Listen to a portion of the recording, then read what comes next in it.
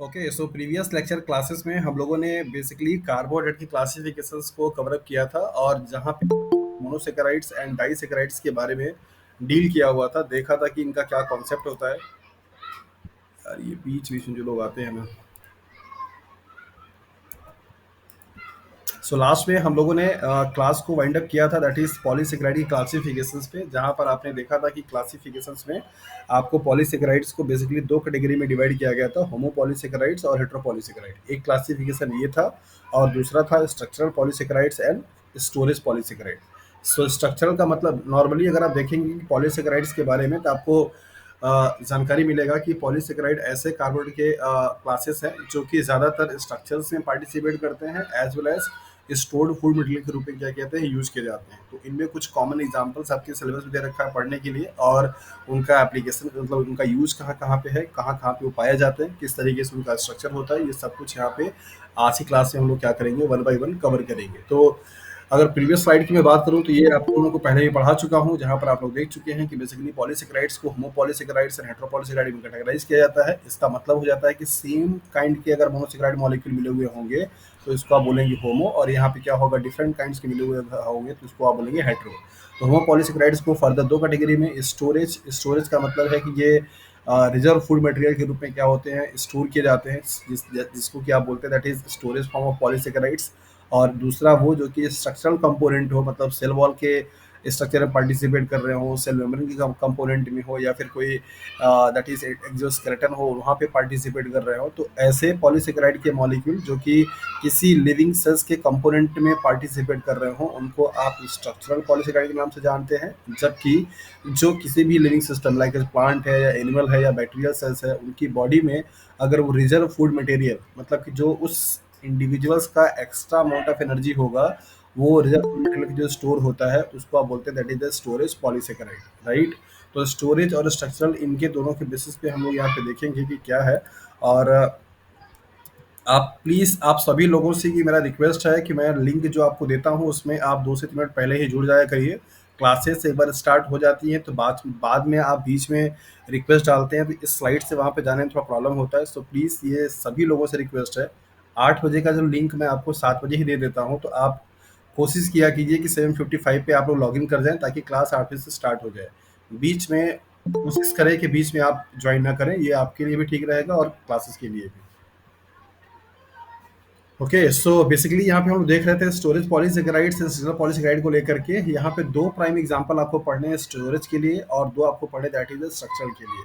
तो स्टोरेज अगर आप प्लांट की बात करोगे तो स्टार्च है, जो कि ये reserve food material means RFM के नाम से भी जाना जाता है। ग्लाइकोजन, जिसको कि बैक्टीरियल और एनिमल दोनों में ही ग्लाइकोजन आपको स्टोर फॉर्म में देखने को मिलता है, तो ये एनिमल का स्टोरेज पॉलीसेकेराइड्स है दैट इज द ग्लाइकोजन, और स्टार्च जो है वो प्लांट का स्टोरेज पॉलीसेकेराइड्स है। सिमिलरली स्ट्रक्चरल कंपोनेंट की बात करेंगे तो प्लांट का जो सेल वॉल है वो सेलुलोज से मिलकर बना है, दैट मीन्स सेलुलोज एक एग्जांपल किसका है, स्ट्रक्चरल पॉलीसेकेराइड्स का in case of a plant. और एनिमल की अगर आप बात करोगे तो काइटिन, जो कि आपका एक्सोस्केलेटन का as well as cell wall का सिंथेसिस करने में क्या करता है, हेल्प कर, मतलब कंपोनेंट होता है माना जाता है। तो ये दोनों चीज़ें आपको वहाँ पे देखने को मिलती हैं। तो इस तरीके से यहाँ पे इन चारों चीज़ों को हम लोग क्या करेंगे, कवर करेंगे, दैट इज स्ट्रक्चरल पॉलीसेकेराइड और स्टोरेज पॉलीसेकेराइड। फिर कोई आया जुड़ने के लिए?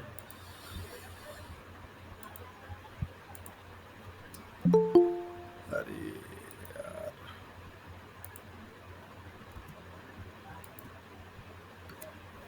ओके, सो नंबर फर्स्ट है दैट इज सेलुलोज, जो कि एक पॉलीसेकेराइड का एग्जांपल है, और ये स्ट्रक्चरल पॉलीसेकेराइड है प्लांट के केसेस में।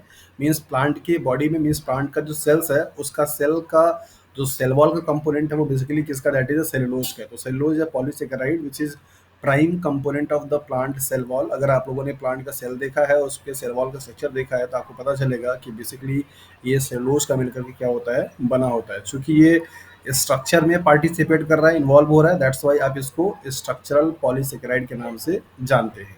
सो क्या क्या इन्फॉर्मेशन है सेलुलोज के बारे में यहाँ पर आप देख लेते हैं। इसके बारे में प्रीवियस क्लासेस में हम लोगों ने डिस्कस किया था। Cellulose is the most abundant organic polymer on the earth. जितने भी पॉलीमर का एग्जाम्पल आप पढ़ते हैं लाइक एज प्रोटीन का, कार्बोहाइड्रेट का या न्यूक्लिक एसिड का, उन सभी पॉलीमर्स में से सबसे ज़्यादा अमाउंट में पाया जाने वाला ऑर्गेनिक पॉलीमर है सेलुलोज जो कि पूरे इस अर्थ पे प्रेजेंट है। सो अर्थ पे सबसे हाईएस्ट कंसंट्रेशन में, सबसे हाईएस्ट अमाउंट में पाया जाने वाला अगर कोई पॉलीमर है तो वो है example, that is the cellulose. Because most of the जो पार्ट है वो क्या है, दैट इज प्लांट के हैं, और प्लांट का जो कंपोनेंट है दैट मीन सेल वॉल का, वो क्या है आपका सेलुलोज है। तो आप बोल सकते हैं कि पूरे बायोस्फीयर पे सबसे हाईएस्ट अमाउंट में पाए जाने वाला अगर कोई पॉलीमर है तो वो क्या है, दैट इज द सेलुलोज है। सो सेलुलोज एक पॉलीसेकेराइड मॉलिक्यूल है जिसमें नंबर ऑफ मोनोसेकेराइड की संख्या वो लगभग आपको 100 से लेकर के 1000 भी हो सकती है। यहाँ पे लिख रखा है a polysaccharide consisting of linear chain of several hundred to thousands of that is linked D glucose molecule. यहाँ पे एक ग्लूकोज है जो कि आपका मोनोमर है, इसके इसके नंबर्स आपको 100 से लेकर के थाउजेंड्स हो सकते हैं, और आपस में ग्लूकोज के ग्लूकोज मॉलिक्यूल्स का जो लिंकेज है वो क्या है, that is the beta 1 and 4। आपको बताया था कि जितने भी स्ट्रक्चरल पॉलीसेकेराइड होते हैं वहाँ पे आपको लिंकेज हमेशा बीटा के फॉर्म में दिखाई देता है, ये आप उसको याद रखिएगा। तो बीटा लिंकेज है, और लिंकेज कैसा होगा, 1 and 4। 1 and 4 का मतलब एक ग्लूकोज मॉलिक्यूल्स का फर्स्ट कार्बन, सेकंड वाले ग्लूकोज के मॉलिक्यूल्स का फोर्थ कार्बन क्या होगा, बिजी रहेगा यहाँ पे। तो इस तरीके से सेलुलोज एक लीनियर चेन है, मतलब यहाँ पे कोई ब्रांचिंग नहीं है, और ये सिर्फ और सिर्फ एक टाइप के मोनोमर से मिलकर बना हुआ है, दैट इज द ग्लूकोज का। और उस ग्लूकोज के मॉलिक्यूल्स का लिंकेज आपस में कितना कौन सा है, that is the beta 1 and 4। Right, तो यहाँ पे आपको सवाल जो पूछे जाते हैं वो इसी तरीके से स्टेटमेंट आपको दे दिया जाएगा और पूछा जाएगा कि सेलुलोज के बारे में कौन सा इन्फॉर्मेशन सही है या सही नहीं है। तो यहाँ पर आप ध्यान दीजिएगा, हमेशा ये ब्रांच वाला और लीनियर वाला पॉइंट पूछा जाता है कि क्या सेलुलोज एक ब्रांच पॉलीसेकेराइड है या लीनियर पॉलीसेकेराइड है या चेन फॉर्म में है, इस तरीके से आपको दिया जाएगा। दूसरा जो इम्पोर्टेंट चीज़ है वो लिंकेज का, कि इसके केसेस में लिंकेज क्या होते हैं। तीसरा जो आता है दैट इज उनके मोनोमेरिक यूनिट का। तो आप तीनों पॉइंट को अच्छे से हाईलाइट कर लीजिए कि सेलुलोज एक लीनियर मतलब कि अनब्रांच्ड पॉलीसेकेराइड है, जहाँ पे मोनोमर यूनिट क्या है आपका, ग्लूकोज है, और उस ग्लूकोज के मॉलिक्यूल्स आपस में जिस बॉन्ड से जुड़े हुए हैं उस बॉन्ड का नेचर है बीटा 1 and 4। ये 3 पॉइंट आपको याद रखना है सेलुलोज के स्ट्रक्चर के बारे में। इसके बाद आपको यहाँ पे बताया गया कि जो सेलुलोज कंटेंट है कॉटन फाइबर का वो 90% है। ये स्टेटमेंट आपको एक सवाल का आंसर देके जाता है। सवाल आपको दिया जाता है कि सेलुलोज का कंटेंट सबसे ज़्यादा हाईएस्ट किस एग्जाम्पल में होगा, वहाँ पर आपको कुछ एग्जाम्पल्स मिलेंगे। तो उसमें आप याद रखिए कि कॉटन जो फाइबर है उसमें सबसे हाईएस्ट कंसंट्रेशन है, मतलब अमाउंट है सेलुलोज का। मतलब कह सकते हैं कि कॉटन जो फाइबर है वो पूरी तरीके से, लगभग पूरी तरीके से सेलुलोज का ही मिलकर के बना होता है। राइट, सेलुलोज चूंकि एक पॉलीसेकेराइड का मॉलिक्यूल है, यहाँ पे कोई इसमें टेस्ट नहीं होता है, ना ही कोई इसमें ऑर्डर होता है, ना ही ये वाटर में क्या होता है, सॉल्युबल होता है। इनका नेचर कैसा होगा, हाइड्रोफोबिक नेचर के होंगे। बिकॉज यहाँ पे जो पोलरिटी है वो ना के बराबर हो जाती है, और वाटर मॉलिक्यूल में आपको पता है अच्छी तरीके से कोई भी डिजॉल्व तभी होगा जब वहाँ पे पोलैरिटी आपको देखने को मिलेगा। तो इनके पास ना कोई टेस्ट है, ना ही कोई ऑर्डर है, ना ही इनकी वाटर में क्या है, सॉल्युबिलिटी है। सेलुलोज के मॉलिक्यूल्स को सॉल्युबल बनाने के लिए कुछ ऑर्गेनिक सॉल्वेंट यूज किए जाते हैं, और उन ऑर्गेनिक सॉल्वेंट यहाँ पे दिया गया है insoluble in water and most organic solvent. मतलब लगभग जो आपके केमिस्ट्री की लेबोरेटरी में यूज किए जाने वाले ऑर्गेनिक सॉल्वेंट है वो कौन कौन से हैं, लाइक एज इथेनॉल है, एसीटोन है, बेंजीन है। राइट, ये सारे क्या है आपके ऑर्गेनिक सॉल्वेंट है। राइट, तो इन सभी में लगभग इसकी सॉल्युबिलिटी न के बराबर होती है, मतलब ये वाटर में भी सॉल्युबल नहीं है, एज वेल एज जो मोस्ट कॉमन ऑर्गेनिक सॉल्वेंट है उनमें भी ये डिजॉल्व नहीं होता है। इनको डिजॉल्व करने के लिए कंडीशन अप्लाई करना पड़ता है, लाइक एज आपको बताया जा रहा है कि यहाँ पे स्ट्रॉन्ग एसिड दिया जाएगा या अल्कलाइन मीडियम दिया जाएगा, और ये स्ट्रॉन्ग एसिड और बेस मिल करके करते क्या है, चार्ज को डेवलप करते हैं। अगर कोई सोल्यूशन अगर स्ट्रॉन्ग एसिडिक होगा तो क्या होगा, that is the H plus ion का कंसंट्रेशन बढ़ेगा, और ये H प्लस आयन ही उसको क्या करता है, पोलरिटी का फॉर्म देता है, मतलब चार्ज क्रिएट करता है, और ये चार्जेस की वजह से फिर उसकी सॉल्युबिलिटी थोड़ी सी क्या होती है, बढ़ जाती है। सो नॉर्मली अगर आप देखेंगे जो उसका नेचुरल फॉर्म होता है उस नेचुरल फॉर्म में ना ही ये किसी एसिड में डिजॉल्व होगा, सॉल्युबल होगा, और ना ही ये वाटर में होगा। लेकिन डिजॉल्व करने के लिए कंडीशन अप्लाई करना पड़ता है, या तो आप स्ट्रॉन्ग एसिडिक कंडीशन रखते हैं या तो फिर स्ट्रॉन्ग अल्कलाइन मीडियम रखते हैं। और ये एसिडिक और अल्कलाइन मीडियम करते क्या हैं, चार्ज को प्रोवाइड करते हैं, और ये चार्ज उन सेलुलोज के मॉलिक्यूल्स के आसपास पे जाकर पूरा एक्यूमुलेट हो जाते हैं, और उन्हीं चार्जेस की वजह से वाटर में फिर उसकी सॉल्युबिलिटी क्या होती है, धीरे धीरे थोड़ा थोड़ा होना स्टार्ट हो जाती है। तो ये आपको ध्यान में रखना है कि नॉर्मली ये वाटर में या ऑर्गेनिक सॉल्वेंट में सॉल्युबल नहीं होते हैं। कायरलिटी है, कायरलिटी का मतलब हो गया कि ये क्या होंगे, ऑप्टिकली एक्टिव कंपाउंड्स होंगे। दैट मीन्स कि इनकी ऑप्टिकल प्रॉपर्टी आप मेजरमेंट कर सकते हो। ऑप्टिकल प्रॉपर्टी का मतलब रोटेशन, राइट। रोटेशन का मतलब कि ये प्लेन पोलराइज लाइट को लिबोरेटरी में करेंगे या डिस्टोरेटरी में करेंगे, इस प्रॉपर्टी को आप मेजरमेंट कर सकते हो। तो चूंकि सेलुलोज जो कि का ग्लूकोज का मिलकर के बना हुआ है, और ग्लूकोज अपने आप में एक ऑप्टिकली एक्टिव कंपाउंड है, दैट इज वाई सेलुलोज भी एक ऑप्टिकली एक्टिव कंपाउंड है, क्योंकि इसके पास कायरल कार्बन है। और ये बायोडिग्रेडेबल भी है, मतलब बायोलॉजिकल सिस्टम में पाए जाने वाले कुछ जो भी आपके माइक्रोब्स हैं, जिनको कि आप दैट इज इकोलॉजी में जब आप पढ़ते हैं डीकम्पोजर के नाम से जानते हैं। जैसे मोस्ट ऑफ द टाइम पे फंगस एंड बैक्टीरिया जो कि डीकम्पोजर का रोल प्ले करते हैं, जो प्लांट के पार्ट होते हैं, जब ऐसे डिविजेस के फॉर्म में बन जाते हैं तो उनको क्या कहता है, डिग्रेड किया जाता है।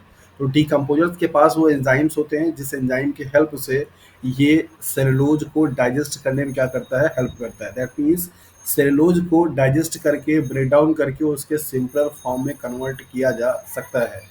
इसीलिए बताया जाता है कि बेसिकली अगर किसी क्रॉपिंग फील्ड है, मतलब मान लीजिए कोई ये खेत खेत वाला पार्ट है जहाँ पे कोई फार्मर्स किसान अपना खेती करता है।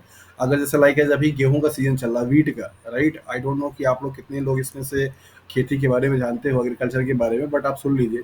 अगर वीट का भी अभी इस टाइम पे क्रॉप सिस्टम चल रहा है, खेती चल रही है और कटाई हो रही है, तो जो वीट में उसका जो रेसिडुअल पार्ट होता है, अगर वो रेसिडुअल पार्ट को उसी खेत में रहने दिया जाए, या फिर उसको बर्न कर दिया जाए, मीन्स जला दिया जाए, या फिर पानी से वो बारिश होने के बाद वो जब सड़ जाएगा, तो इस तरीके से वो सोर्स ऑफ ग्लूकोज बन जाता है। और उस सॉयल में पाने वाले, मतलब प्रेजेंट रहने वाले जो बैक्टीरिया होता है, जिसको कि आप पीजीपीआर के नाम से जानते हो, that is plant growth promoting राइजो बैक्टीरिया, मतलब ऐसे बैक्टीरिया जो कि प्लांट के ग्रोथ को क्या करते हैं, प्रमोट करते हैं। Plant growth promoting rhizobacteria. तो इन बैक्टीरिया के लिए ये वीट का या राइस का जो रेसिडुअल पार्ट होता है वो एज अ न्यूट्रिएंट काम करता है, क्योंकि इनका कुछ भी पार्ट होगा, स्टेम होगा, रूट होगा या लीव्स होगा, उस वो सभी में क्या होगा, आपका सेलुलोज होगा।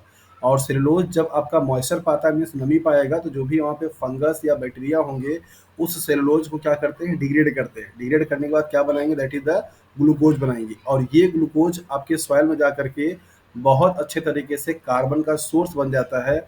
और इस कार्बन के सोर्स को यूज करते हैं ये पीजीपीआर क्लास ऑफ बैक्टीरिया। और ये ग्रुप ऑफ बैक्टीरिया जो होते हैं प्लांट के रूट से क्या होते हैं, एसोसिएट होते हैं।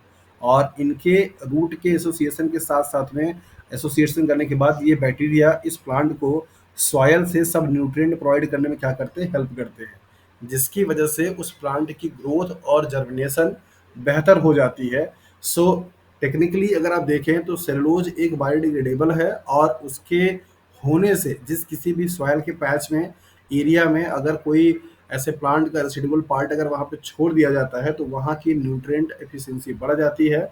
सॉयल की क्वालिटी क्या होती है, इन्हांस हो जाती है। अगर टेक्निकल टर्म की बात करें तो सॉयल की फर्टिलिटी पावर भी क्या होती है, इम्प्रूव हो जाती है। वहाँ पे पाए जाने वाले दैट इज कार्बन के सोर्स में इंक्रीमेंट देखने को मिलता है। दैट इज वाई उस एरिया में प्लांट अच्छे तरीके से क्या करते हैं, ग्रो करते हैं।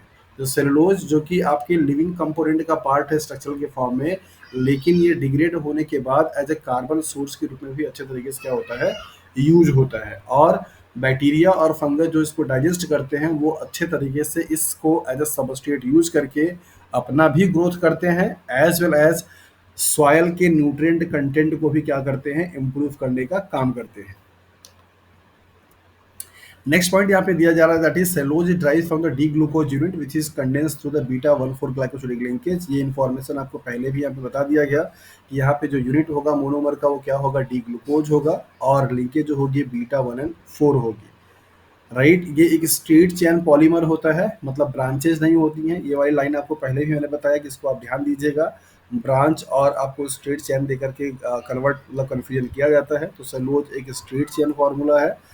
Cellulose cannot be digested by the human beings as human gut lacks beta 1,4 glycosidic bond hydrolyzing enzymes known as cellulase। तो सेलुलोज को डाइजेस्ट करने के लिए जो एंजाइम है, दैट इज जिसका नाम है सेलुलेज, और जो कि बीटा 1,4 लिंकेज को क्या करता है, ब्रेक करता है, और ग्लूकोज के मॉलिक्यूल्स को फ्री फॉर्म में क्या करेगा, अवेलेबल करेगा।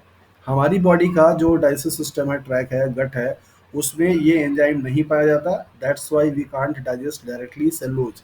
सेलुलोज को हम लोग डायरेक्टली डाइजेस्ट नहीं कर सकते हैं, हमारे पास ऐसा कुछ भी दैट इज सिस्टम नहीं है। लेकिन बाकी जो होते हैं that is kettles and termites जो होते हैं वो सेलुलोज को डाइजेस्ट कर पाते हैं। ये बड़ा ही इंपॉर्टेंट पॉइंट है। आपको सवाल दे दिया जाता है इस तरीके से और ऑप्शंस में यही सब दे दिए जाएंगे कि सेलुलोज को डाइजेस्ट करने के लिए कौन एनिमल सुटेबल है या किसके पास सेलुलोज को डाइजेस्ट करने की एबिलिटी या एफिशिएंसी है। एग्जाम्पल में आपको ये सब दे दिए जाते हैं।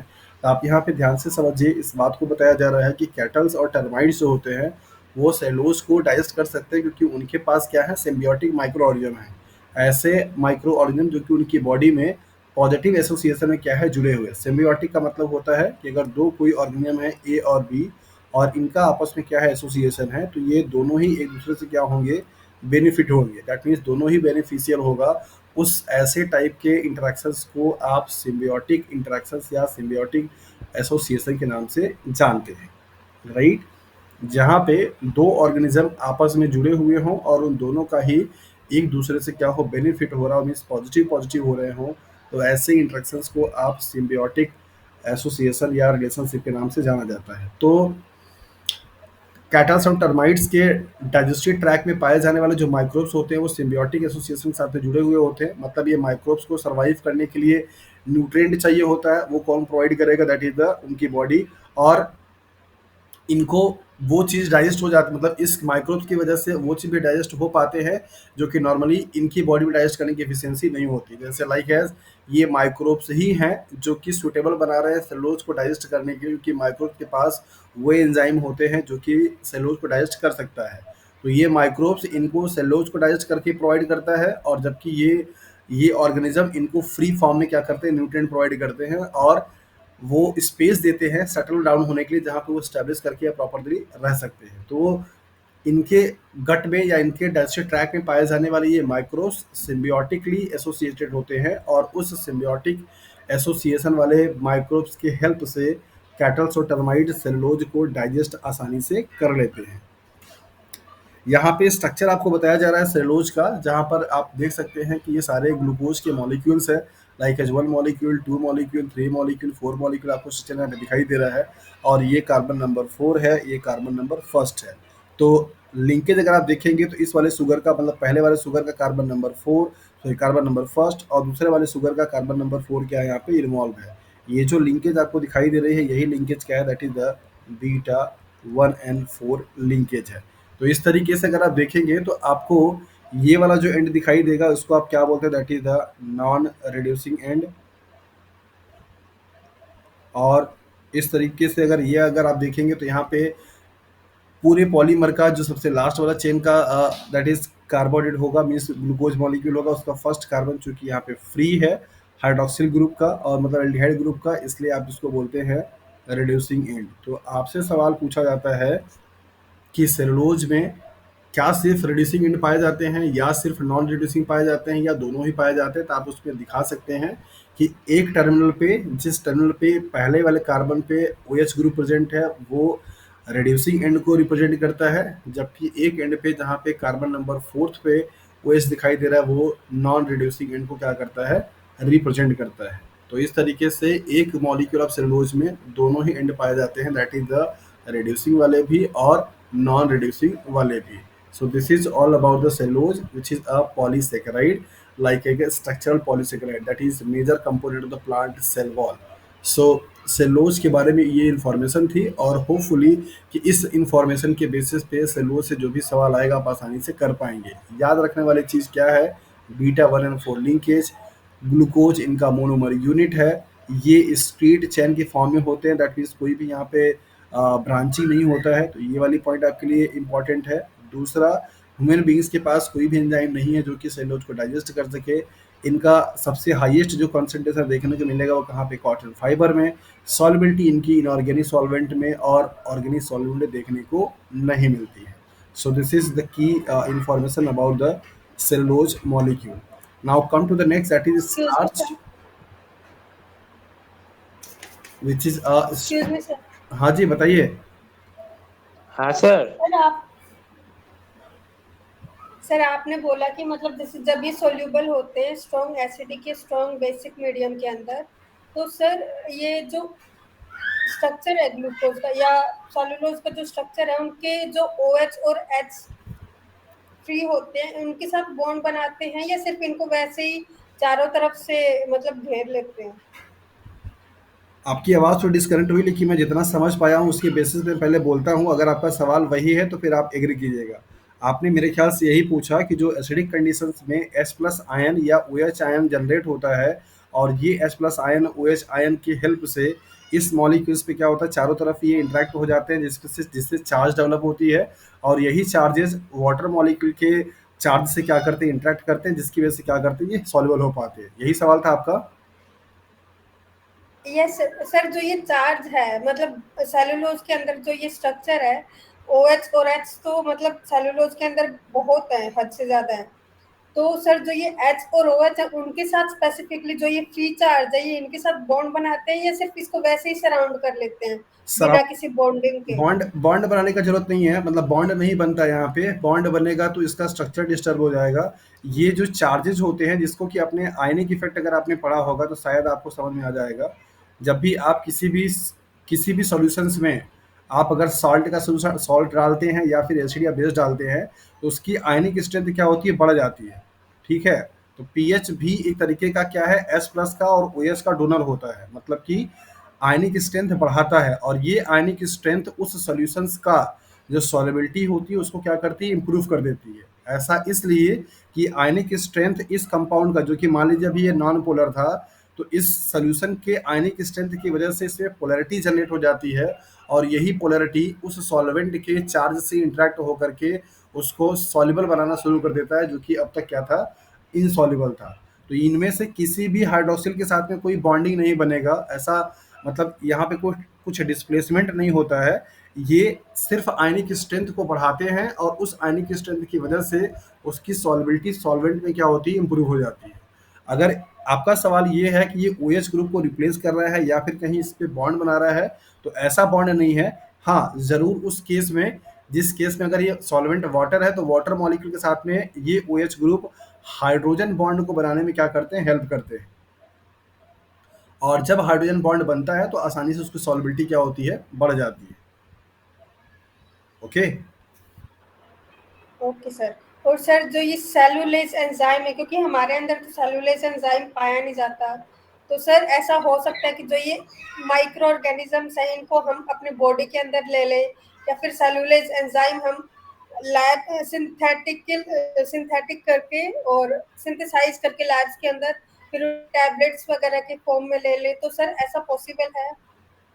हाँ, बिल्कुल। अगर आप जैसे आप ओके, आपका सवाल ये है कि ये जो सेलुलोज एंजाइम है, अगर हम इसको सिंथेटिक ओरल के फॉर्म में ले रहे हैं, टैबलेट्स के फॉर्म में या किसी तरीके से ले रहे हैं, तो क्या ये हमारी बॉडी में जाकर काम करेगा? डेफिनेटली काम करेगा, लेकिन वो फिर बहुत कॉस्टली हो जाएगी। आप कितने लोगों को सेलुलोज देते हुए फिरेंगे?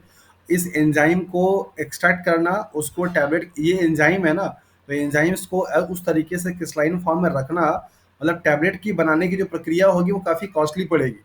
ओके। तो शायद वो उस तरीके से इकोनॉमिकली फिजिबल नहीं हो पाएगा। लेकिन अगर आप लैब में टेस्ट करना चाहते हैं इस सेलुलोज के मॉलिक्यूल्स को रख करके, और केमिकल जो कि सेलुलोज हो उसको आप रखेंगे, तो ये पूरा का पूरा आपका कन्वर्ट हो जाएगा डाइसेकेराइड्स में और मोनोसेकेराइड्स में। कोई डाउट नहीं इसमें है, और प्रॉब्लम नहीं होगी आपकी बॉडी में।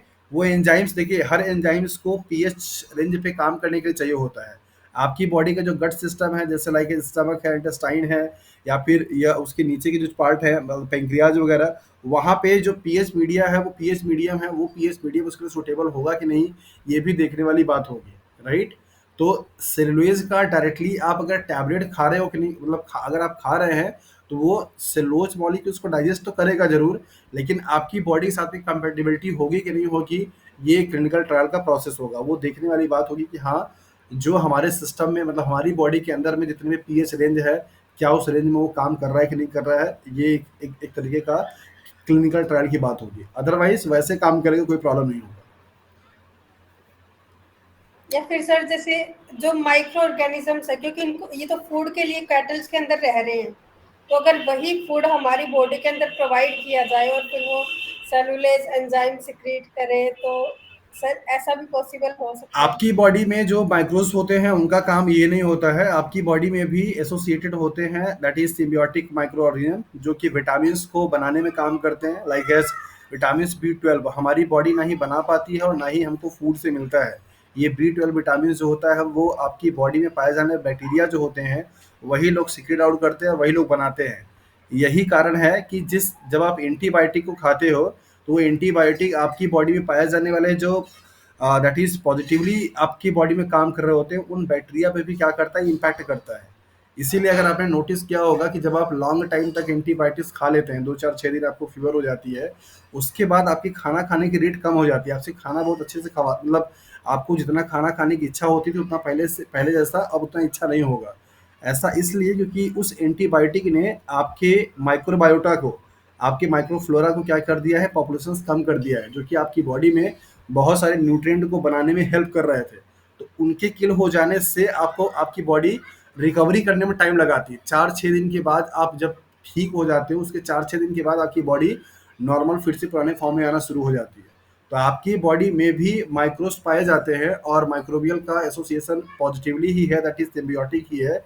लेकिन वो माइक्रोब्स आपकी बॉडी में जो पाए जा रहे हैं वो सेलुलोज का सिंथेसिस नहीं करते हैं, दूसरे कंपोनेंट और कंपाउंड का करते हैं। हमारा डाइजेस्टिव सिस्टम उस तरीके से नहीं बना हुआ है कि हम प्लांट बेस्ड मटेरियल को स्टोर कर पाएँ या डाइजेस्ट कर पाएँ। ठीक है? सर मैं ये पूछ रही हूँ, जो माइक्रोब्स कैटल्स के अंदर है, अगर वो किसी तरह से बाय चांस अगर वो हमारी बॉडी के अंदर एंटर कर जाते हैं तो मतलब इससे हमारी बॉडी को फिर नुकसान होगा या ये बेनिफिशियल ही होंगे, क्योंकि नुकसान भी कर सेलुलोज सकता है, एंजाइम को नुकसान भी सिक्रेट कर कर रहा सकता है। है क्योंकि आपकी बॉडी के लिए जो ज़रूरी है वो बैक्टीरिया ऑलरेडी आपकी बॉडी में है। अब आपकी बॉडी में ये नहीं पाया जाता है, दैट मीन्स आपके लिए वो ज़रूरत नहीं है। तो दूसरा कोई भी अगर पैथोजेन जाता है, दैट मीन्स कोई भी बैक्टीरिया अगर जाता है, तो हमारी बॉडी उसे just like a pathogen treat करेगी। तो उसके अगेंस्ट में एंटीबॉडी बनाना शुरू कर देगा और फिर उसको वहीं किल कर देगा। क्योंकि उसको पता है कि आपकी बॉडी के लिए जो चीज़ ज़रूरी है वो आपकी बॉडी में है, बाहर से ज़रूरत नहीं है उसको। अगर दूसरा कोई आएगा तो उस बैक्टीरिया के लिए वो क्या करेगा, एंटीबॉडी बनाना शुरू कर देगा। तो सर मुश्किल होगा। पहले तो हम सेलुलोज को डाइजेस्ट कर सकते थे ना। सॉरी। पहले तो हम सेलुलोज को सर डाइजेस्ट कर सकते थे ना, क्योंकि सर हमारे अंदर जो अपेंडिक्स पाया जाता है तो उसमें बताया जाता है कि पहले इसके अंदर सेलुलोज पहले का एंजाइम मतलब प्रेजेंट होता बहुत है। पहले, मतलब इवोल्यूशन का प्राइमरी स्टेज अगर आप जब देखोगे, जब हम ह्यूमन बीइंग्स को फूड को कुड करने की कल्चर नहीं डेवलप हुई थी तो हम लोग भी रॉ मटेरियल खाते थे, लाइक। तो उस टाइम पे हमारी जो एलिमेंट्री कैनाल थी वो उसके लिए सूटेबल थी। लेकिन जैसे जैसे टाइम अपग्रेड होता चला गया, हम सभी लोग इवॉल्व होते चले गए और आज के डेट में हम लोग पूरी तरीके से कुक्ड फूड खाते हैं। कोई भी ऐसा रॉ मटेरियल आप लोग नहीं खा हम लोग नहीं कंज्यूम कर सकते हैं। तो पहले जो कि सिस्टम हमारी बॉडी में इवॉल्व मतलब इवोल्यूशन नहीं हो रखा था, उस टाइम पे थोड़ी बहुत परसेंटेज में हमारी बॉडी में भी उन चीज़ों का अबंडेंस था जो कि सेलुलोज को डाइजेस्ट कर सकता था। लेकिन धीरे धीरे इवोल्यूशन होता चला गया और हमारी बॉडी उस तरीके से इवॉल्व हो गई कि अब हम लोग प्लांट बेस्ड जो मटेरियल होता है उनको कुक्ड करके ही खाते हैं, ताकि वो पूरा का पूरा अच्छा कंपोनेंट अच्छे तरीके से डाइजेस्टेबल हो जाए। अदरवाइज अगर आप ऐसे डायरेक्टली मतलब विदाउट कुकिंग किया हुआ अगर आप कोई प्लांट का मटेरियल खाएंगे तो वो आपकी बॉडी में डाइजेस्ट नहीं होगा। ठीक है? Yes okay. सर यस हाँ सर। जी। एक सर ये क्वेरीज है, जैसे प्लांट सोर्स के अकॉर्डिंग हम अगर सेलुलोज को एक्ट कर रहे हैं तो फिर वो भी डाइजेस्ट नहीं होगा। सपोज डेट अगर जैसे फ्रूट्स है या लीफ है तो उसके अकॉर्डिंग हमारी बॉडी में सेलुलोज एक्ट होता है, तो फिर सर वो कैसे डाइजेस्ट होता है? तो वो डाइजेस्ट कहाँ होता है, वही तो आपको फाइबर्स का काम करता है। बताया तो जाता है कि जब आप फ्रूट्स खाते हो तो आपकी बॉडी में फाइबर्स जाते हैं, राइट। और ये फाइबर्स आपके डाइजेस्टिव सिस्टम को ब्रश अप करने में हेल्प करते हैं। दैट्स वाई आपको बोला जाता है कि आप फ्रूट का जूस मत पीजिए, आप फ्रूट्स खाइए। क्योंकि फ्रूट्स खाएंगे फाइबर तो के अकॉर्डिंग है। क्योंकि आप फ्रूट्स खाएँगे तो आपको दोनों काम बनेगा। एक तो आपका उस जो फ्रूट्स का जूस था वो भी आपकी बॉडी में चला गया, दूसरा उसका जो सेलुलोज वाला पार्ट है जो कि डाइजेस्ट नहीं हो रहा है, वो एज़ अ फाइबर काम करता है। और ये फाइबर आपके इंटेस्टाइन की जो वॉल होती है ना, उन पे लिपिड्स मॉलिक्यूल का जो डिपोज़िशन हो जाता है उनको वॉश आउट करने में क्या करते हैं, हेल्प करते हैं। दैट इज़ व्हाई हमेशा आपको सलाह दिया जाता है कि आप फाइबरस फूड्स को खाया कीजिए। जैसे आपको बोला जाता है कि आप मूली खाइए, आप गाजर खाइए, आप फ्रूट्स खाइए। ये सब बेसिकली क्या है, रॉ प्लांट के मटेरियल हैं और इनमें जो इंग्रेडिएंट होता है वो हमारी बॉडी एब्जॉर्ब कर लेती है, लेकिन सेलुलोज वाला पार्ट वो डाइजेस्ट नहीं होता है। वो एज अ फाइबर का काम करता है और वो फाइबर हमारे लिए क्या होता है, बहुत ही हेल्पफुल होते हैं। जैसे आप अगर कोई सीड्स खाते हो, लाइक एज चना का सीड्स है, मूंगफली का सीड्स है, ये सारे जो सीड्स आप खाते हो, इन सीड्स में स्टोर्ड फूड जो मटेरियल होता है वो तो हमारी बॉडी अपटेक कर लेती है। लेकिन इनकी जो आउटर कवरिंग होती है, जो कि पूरा सेलुलोज का बन के बना होता है, वो हमारे लिए एज ए फाइबर का काम करता है। तो फाइबर आपकी बॉडी में डाइजेस्ट नहीं होते हैं, आपकी बॉडी ओके में वो एनर्जी प्रोवाइड नहीं करता है, वो सिर्फ और सिर्फ आपकी बॉडी में ब्रसअप का काम करता है। और दूसरा, आपको जो आपकी जो दैट मीन्स हंग्रीनेस है, आपकी जो भूख होती है, उसको कंट्रोल करने का काम करता है। इसीलिए बोला जाता है कि जिनकी बॉडी ज़्यादा ओवर वेट इज गेन कर रही होती है, उनको फाइबर दिया जाता है कि आप फाइबर खाइए, आपको भूख कम लगेगा। और अगर आप भूख कम लगेगा आपको, तो आपकी बॉडी का वेट धीरे धीरे क्या होगा, आपका लॉस होना शुरू हो जाएगा। तो जो भी आप प्लांट बेस्ड मटेरियल खाते हो, उनमें जो सेलुलोज का पार्ट होता है वो डाइजेस्ट नहीं होता है, वो एज ए फाइबर के रूप में यूज करता है हमारी बॉडी। ठीक है, ओके सर। आगे बढ़ें।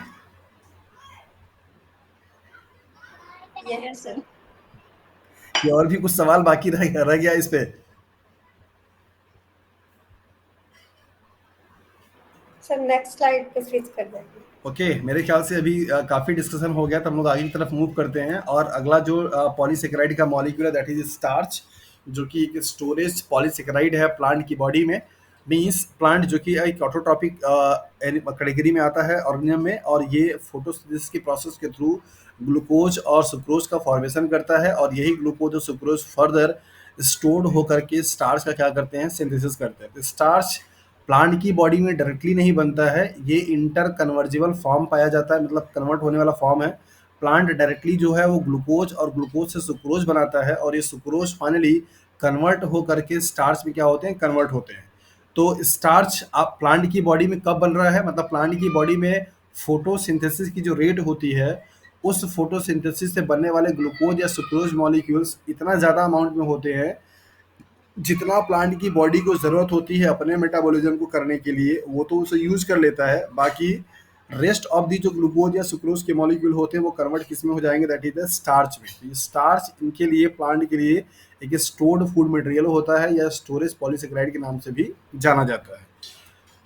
Starch occurs in plant as reserve food material या reserve carbohydrate in the tubers, seeds, fruits and roots. इनका स्टोर होने वाला जो लोकेशन है वो कहाँ पे, जैसे ये ट्यूबर्स के फॉर्म में हो सकते हैं, लाइक एज आप जो आलू खाते हैं या फिर कंडा खाते हैं, ये सब आपके बेसिकली क्या है, ट्यूबर्स है। सीड्स, जहाँ पर आप किसी भी सीड्स को देख लीजिए, लाइक एज जो भी ग्राम है, पी है, ये सब जो सीड्स हैं, फ्रूट्स हैं, रूट्स हैं, ये इनके लोकेशंस हैं जहाँ पे स्टार्च सबसे ज़्यादा देखने को आपको मिलेगा। मतलब अगर आप एक बॉटनी के स्टूडेंट हैं और आप एक्सपेरिमेंट करना चाहते हैं, आपको देखना है कि स्टार्च का कंटेंट कहाँ पे होगा, तो प्लांट के सैंपल में से आप या तो रूट ले लीजिए, या तो फ्रूट ले लीजिए, या तो सीड ले लीजिए, या तो ट्यूबर ले लीजिए। इन चारों ही कंपोनेंट में, मतलब पार्ट में, आपको स्टार्च का कंटेंट ज़्यादा देखने को मिलेगा। और यही जो पार्ट होते हैं, ये हम सब लोग क्या करते हैं, कंज्यूम करते हैं एज अ फूड के फॉर्म में। यहाँ पे बताया गया कि बेसिकली ये दो मॉलिक्यूल से मिलकर के बना होता है, that is it consist of two molecule, one is the linear amylose, दूसरा आपका ब्रांच अमाइलोपैक्टीन। दो मॉलिक्यूल है, वन इज द अमाइलोज है और दूसरा क्या है, अमाइलोपैक्टीन है। अमाइलोज का स्ट्रक्चर जस्ट वैसा ही होता है जैसा कि किसका, दैट इज द सेलुलोज का, मतलब कि लीनियर, वहाँ पे कोई ब्रांचिंग नहीं होती है। जबकि अमाइलोपैक्टीन वो होते हैं जिनमें क्या होता है, ब्रांचिंग होती है, मतलब लीनियर तो रहेगा ही रहेगा, लेकिन वहाँ पे आपको ब्रांच भी देखने को मिलेगा, राइट। दोनों का ही कंसंट्रेशन आपको दे रखा है कि अमाइलोज का परसेंटेज लगभग 15 से 20% है, जबकि अमाइलोपैक्टीन का 80 टू 85% है। तो ये दो कंपोनेंट हैं इस स्टार्च के मॉलिक्यूल्स को बनाने के लिए, जिसमें एक कैसा है, दैट इज द लीनियर है, और दूसरा कैसा है, दैट इज द ब्रांच्ड है। Most common carbohydrate in human diets, हम सभी लोग जो चीज़ खाते हैं उनमें सबसे ज़्यादा मात्रा में पाया जाने वाला कार्बोहाइड्रेट अगर कोई है तो वो है स्टार्च। आप रोटी खा रहे हैं वहाँ पे भी स्टार्च है, चावल खा रहे हैं वहाँ पे भी स्टार्च है, कोई आप फ्रूट्स खा रहे हैं वहाँ पे भी स्टार्च है। मतलब मोस्ट ऑफ द चीज़ जो हम लोग कंज्यूम करते हैं अपने डाइट के फॉर्म में, वो सब के सब बहुत ही रिच सोर्स होते हैं किसके, स्टार्च के। तो स्टार्च एक स्टोरेज पॉलीसेकेराइड्स है प्लांट की बॉडी में।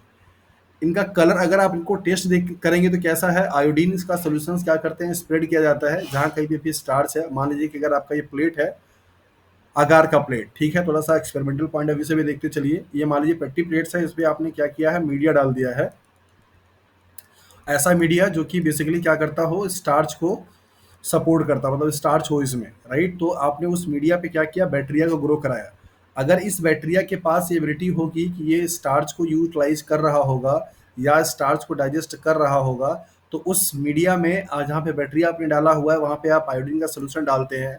तो आयोडीन का सोल्यूशन क्या करता है, जब फ्लड कराएंगे तो जहाँ जहाँ कहीं पे भी आपको स्टार्च दिखाई देगा वहाँ वहाँ पे पूरा तरीके से क्या हो जाएगा, that is the dark blue या लाइट, मतलब डार्क ब्लूइश या पर्पल आपको कलर दिखाई देता है, तो वो बताता है द प्रेजेंस ऑफ स्टार्च को लेकर के। तो यहाँ पे स्टेटमेंट दिया गया कि characteristics blue colour of the starch with iodine is due to amylose, while amylopectin gives only dull reddish brown colour in with iodine. दोनों ही जो कंपोनेंट हैं ये अलग अलग कलर देते हैं। एमाइलोज जो है वो आयोडीन के साथ में मीन्स प्लस आयोडीन क्या कलर देगा, that is the blue colour देगा, और यही मेन टेस्ट होता है। ये सवाल आपसे पूछा जाता है कि स्टार्च के प्रेजेंस को कैरेक्टराइज करने के लिए कौन से केमिकल का आप यूज़ करते हैं, तो आप बताइए। यहाँ पे आयोडीन सोल्यूशन, आयोडीन सोल्यूशन का क्या किया जाता है, फ्लडिंग किया जाता है, ठीक है। स्टार्च वाले मीडिया पे फ्लडिंग करने के बाद जहाँ कहीं पे भी स्टार्च होगा, या आयोडीन क्या करेगा, डार्क ब्लू, मतलब ऐसा ये वाला ब्लू नहीं दिखाई देगा आपको, पर्पल और ब्लू लेता लेता हुआ कलर आपको दिखेगा, दैट इज डार्क ब्लू। तो ये डार्क ब्लू जो दिखाई देगा किसकी वजह से, अमाइलोज की वजह से। जबकि अमाइलोपैक्टिन जो होगा वो कैसा कलर देगा, रेडिश ब्राउन, मतलब हल्का हल्का आपको डार्क ब्राउन कलर का दिखाई देगा, और ये कलर जो होगा किसकी वजह से, दैट इज द अमाइलोपैक्टिन की वजह से। तो आयोडीन वो, सर हाँ जी, सर फिर जो एक्चुअल कलर है आयोडीन सॉल्यूशन का वो क्या होता है? आयोडीन सोल्यूशन का कलर आपको हल्का दैट इज लाइट येलो दिखेगा। लाइट येलो कह अच्छा, सकते हैं, या मतलब थोड़ा सा पेल येलो बोल सकते हैं, मतलब येलोइश येलोइश कलर आपको दिखेगी, जस्ट लाइक जैसे प्लाज्मा होता है।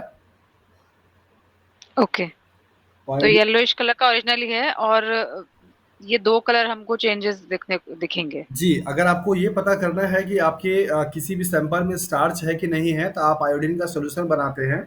इसका बनाने का प्रोटोकॉल अलग होता है। ये बना करके आप उसको क्या करते हैं, जहाँ कहीं पे भी जो भी सैंपल है, उस सैंपल में ड्रॉपर से आयोडीन को क्या करते हैं, डाल देते हैं। तो जहाँ कहीं पे भी स्टार्च होगा, वो पूरा एरिया आपको ऐसे डार्क ब्लू दिखाई देना शुरू कर देता है। तो डार्क ब्लू कलर का आना, इसका मतलब ये हो जाता है कि यहाँ पे स्टार्च की प्रेजेंस है, ठीक है। हमने इस पूरे आप मीडिया में स्टार्च डाला हुआ है ना। क्या हुआ, हमने जो मीडिया लिया है सारे मीडिया में स्टार्च है ना पहले से ही। ये वाले में, हाँ, हाँ, ये वाले में स्टार्च है।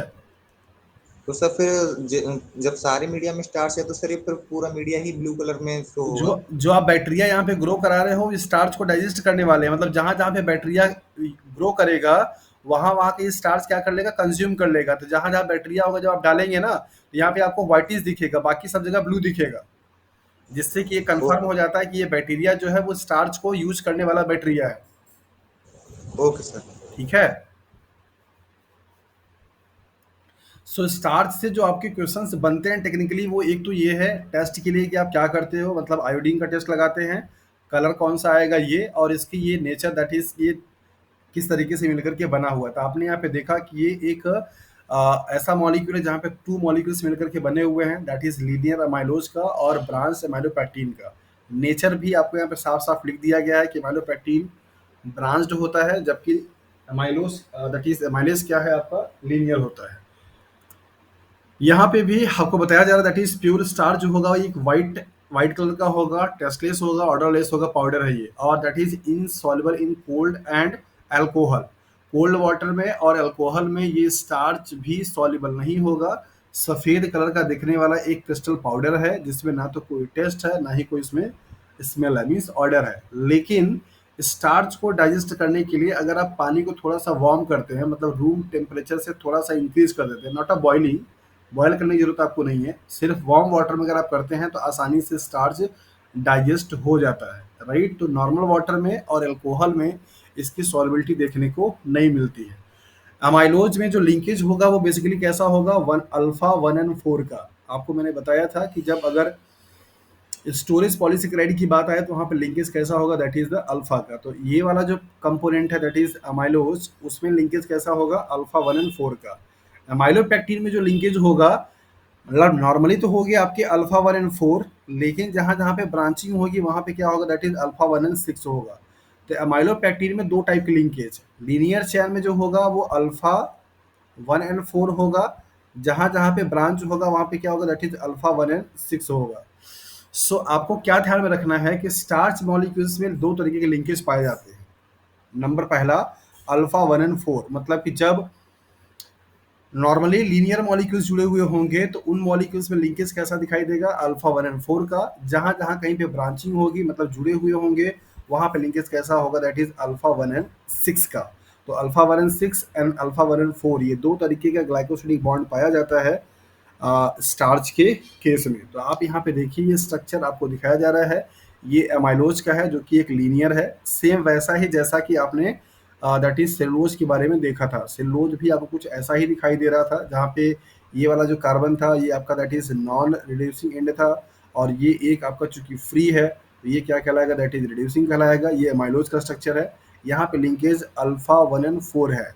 ये जो स्ट्रक्चर है एमाइलोपेक्टिन का, तो एमाइलोपेक्टिन के 2 पार्ट हैं, एक तो लीनियर, लीनियर वाले में लिंकेज कैसा होगा अल्फा 1 एंड 4, लेकिन कहीं-कहीं पे ब्रांचिंग दिखाई दे रही है, तो ब्रांचिंग वाले पे क्या होगा अल्फा 1 एंड 6। तो अल्फा 1 एंड 6 क्या होगा यहाँ पे लिंकेज होगा, कब, at branch point.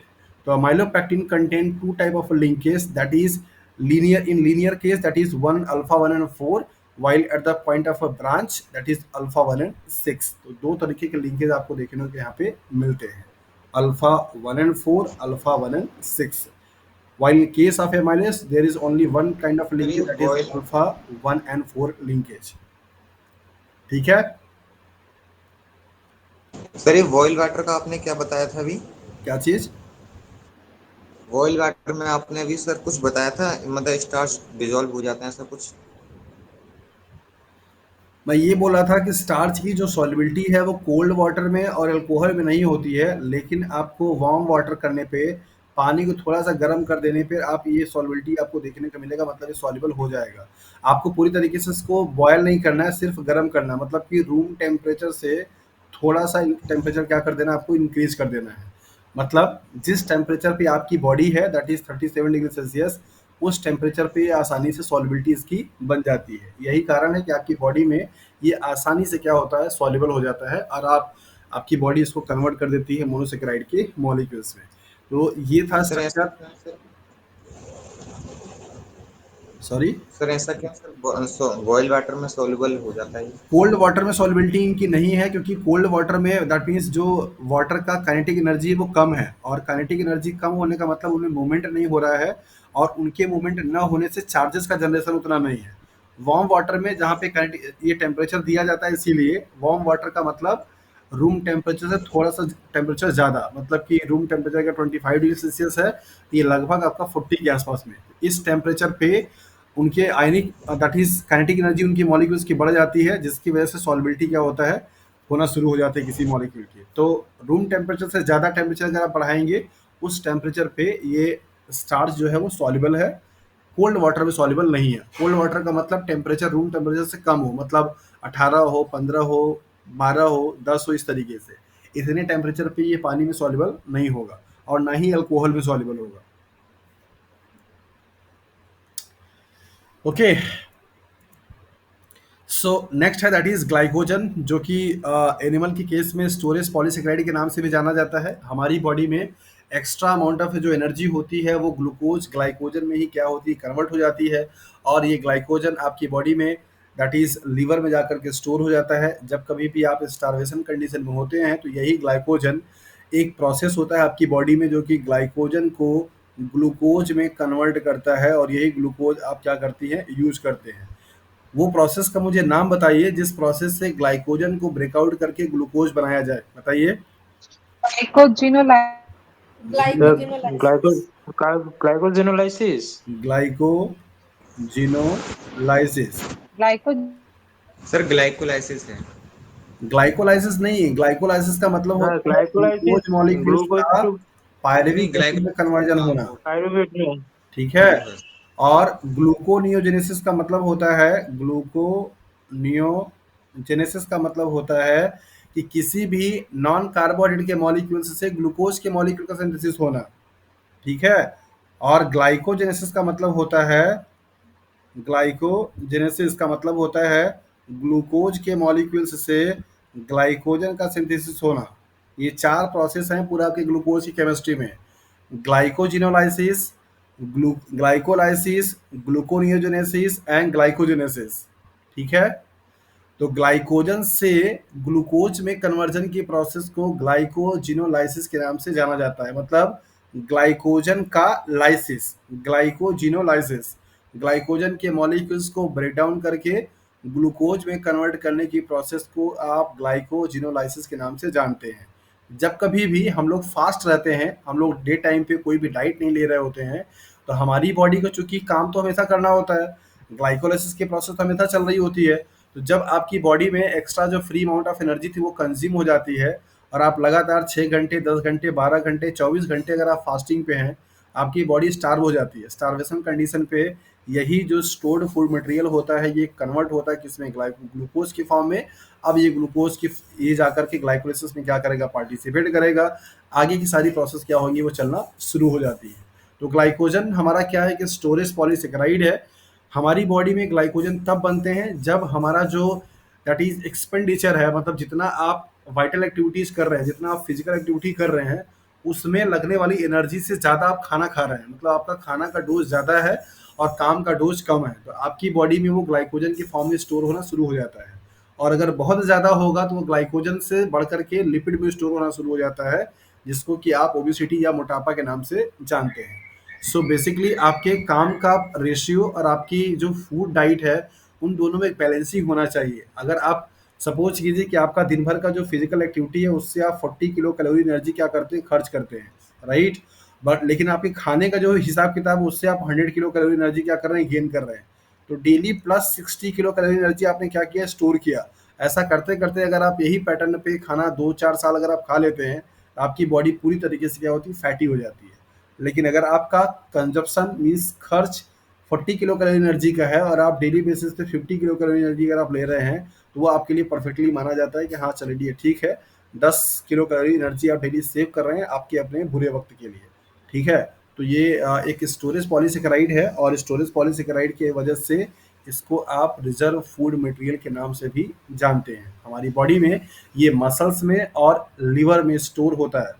Highest concentration पे कहाँ पे होगा, दैट इज द लिवर में, और दूसरा प्लस कहाँ पे होगा, दैट इज द मसल्स में। ये दोनों पार्ट में आपके क्या होते हैं, ये ग्लाइकोजन स्टोर होते हैं। So glycogen is a multi branch polysaccharide. यहाँ पे ध्यान दीजिए इस बात को। सेलुलोज आपने ऊपर पढ़ा जो कि पूरी तरीके से लीनियर था, आपने उसके बाद स्टार्च पढ़ा जहाँ पे एक कंपोनेंट क्या था, ब्रांच था। जबकि ग्लाइकोजन हाईली ब्रांच्ड है, मतलब मल्टीपल ब्रांच है। यहाँ पे ग्लूकोज मॉलिक्यूल्स का मिलकर के बना होगा और ये एनर्जी स्टोर का काम करता है। दैट मीन्स एनर्जी को स्टोर करने का क्या करेगा, काम करेगा हमारी बॉडी में, दैट मीन्स एनिमल की बॉडी में। Glucose units are linked together by linearly, that is alpha 1 and 4 and branching by alpha 1 and 6। Same वैसे ही जैसे कि आपका किसमें था, दैट इज द स्टार्च में। स्टार्च भी एक स्टोरेज पॉलीसेकेराइड है और ग्लाइकोजन भी एक स्टोरेज पॉलीसेकेराइड है। दोनों ही केसेस में लिंकेज कैसा, that is the alpha linkage है। वहाँ पे भी आपको अल्फा 1 एंड 4 में देखने को मिला था, और अल्फा 1 एंड 6 यहाँ पे भी आपको अल्फा 1 एंड 4, अल्फा 1 एंड 6 ही मिलेगा।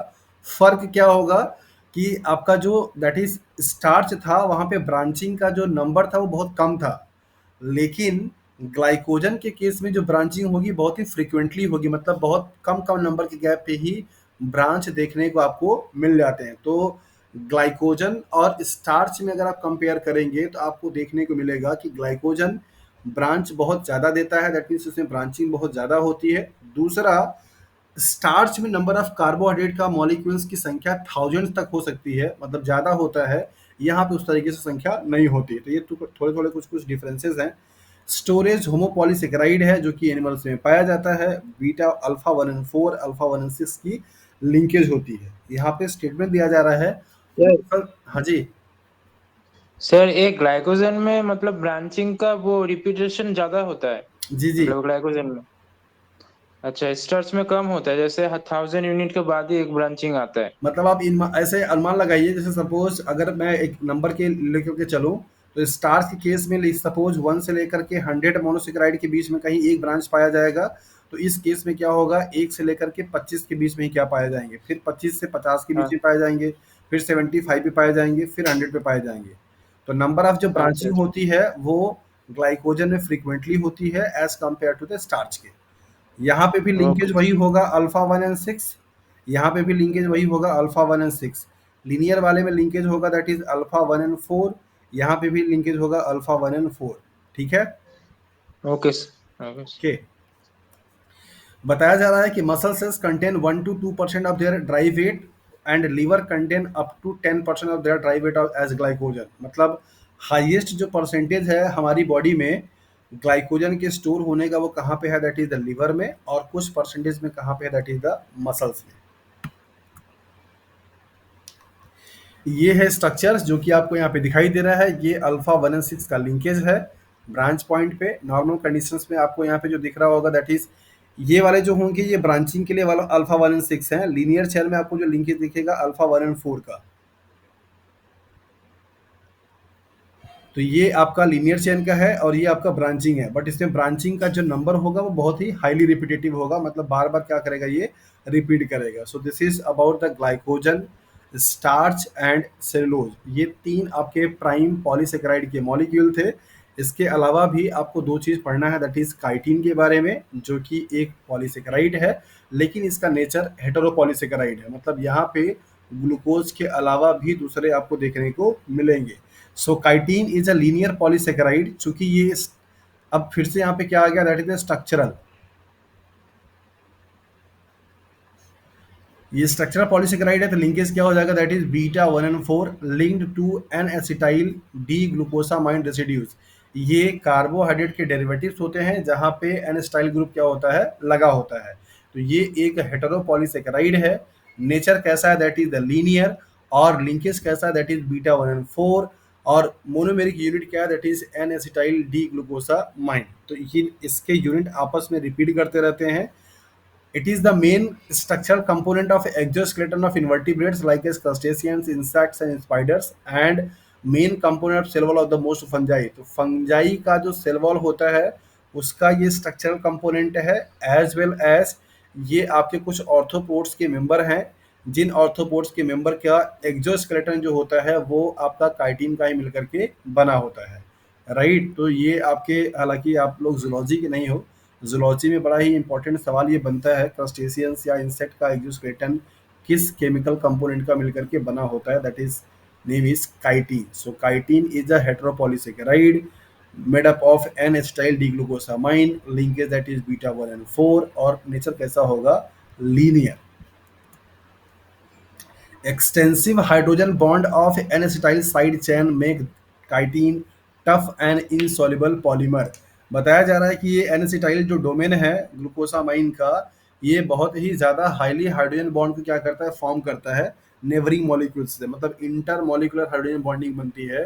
तो उस हाइड्रोजन बॉन्डिंग की वजह से इसकी टफनेस बहुत ज़्यादा हो जाती है और ये इनसॉल्युबल नेचर भी बिहेवियर क्या करता है, शो करता है। तो कभी कभी आपसे सवाल पूछ दिया जाता है कि काइटिन जो कि एक स्ट्रक्चरल पॉलीसेकेराइड है उसके टफ होने का रीजन क्या है, मतलब क्यों इतना वो हार्ड है।